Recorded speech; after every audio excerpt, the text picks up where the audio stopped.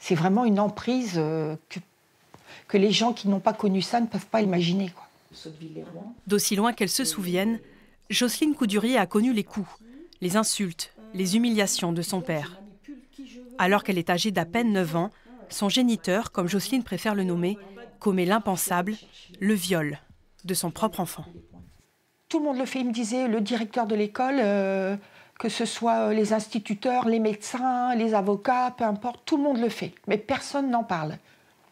Comme quand il nous frappait avant de partir à l'école, il nous disait vous avez intérêt à fermer vos grandes gueules.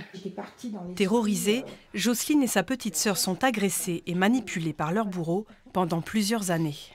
Quand on voyait sur lui qu'il était en colère à l'intérieur, on se regardait avec Sylvie et on se disait bon, bah, l'une de nous deux y va. Et ça nous permettait, quand on allait au sous-sol, après d'avoir quelques heures de répit, quelques heures où il était plus calme. L'emprise est trop forte. L'homme menace sans cesse de la tuer si elle s'enfuit. Je me voyais vraiment dans une cage, parce que la porte était ouverte, parce qu'il fallait que j'aille travailler, mais il fallait que je revienne dans la cage. Il y a aussi la famille. Moi, je sais, mon géniteur, il avait 3 frères et une sœur. Personne n'a parlé, personne ne disait rien. Âgée de 33 ans, c'est au bord du suicide que la jeune femme trouve enfin le courage de se sauver. Près de Rouen, Jocelyne trouve de l'aide et une nouvelle vie commence.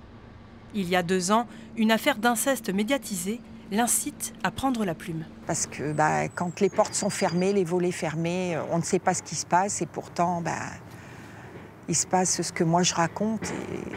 Et là, j'ai vraiment eu la sensation qu'il fallait que j'écrive ce livre pour libérer la parole, pour dire aux gens qui sont victimes comme nous, d'enfin pouvoir en parler. Si, grâce à mon livre, il y a des enfants ou parfois même une maman qui a besoin de parler à une assistante sociale d'école, ça serait un grand pas en avant pour moi, ça serait une victoire.